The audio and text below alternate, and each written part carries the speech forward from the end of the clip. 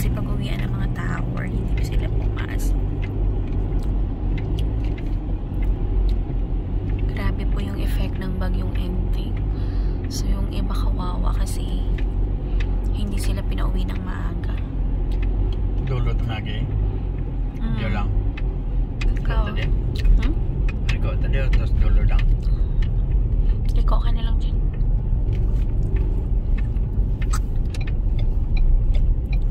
Grabe kaluwag ang Ortigas ngayon.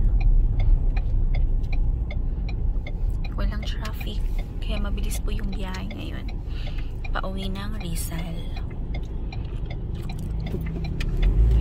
Dun sa area namin sa Binangonan. Kasi hindi po wala pong baha sa amin. Kaya, kasi mataas pa yung lugar po namin. Nakakalungkot. Parang naalala ko yung panahon ng pandemic na konti lang yung sasakyan na nasa daan. Sa kalsada. Parang bumabalik ulit ngayon. Okay, so Sinti ay. konti lang yung tahimik po ang kapaligiran. Si Vicente.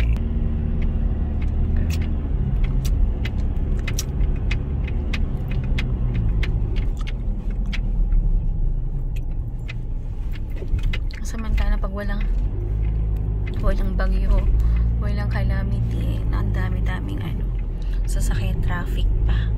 So ngayon nakakapanibago. Ayan.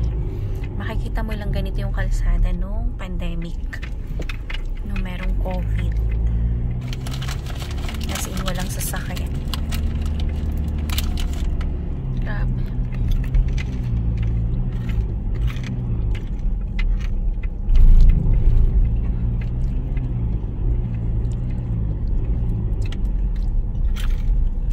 Sasakyan naman pailan-ilan lang.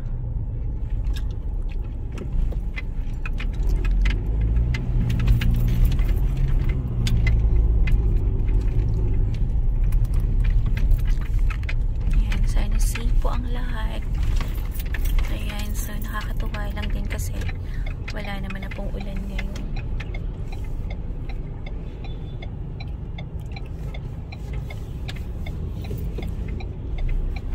Labas na siguro yung bagyo, kaya wala nang ulan, payapa na ang langit. Ayan guys, so yung dating lugar na matraffic ngayon ang luwag.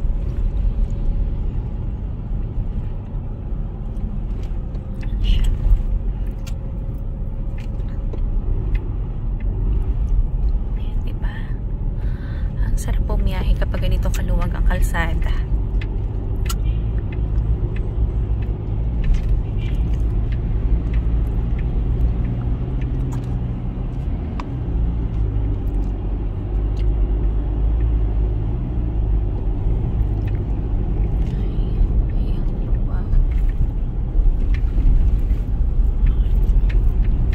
Ayan, so thank you guys. Ayan yung Ilog Pasig.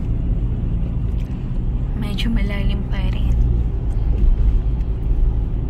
Mabilis naman yan humupa kasi wala nang ulan. Parang wala lang nangyari. Ayan. So thank you guys. Bye bye.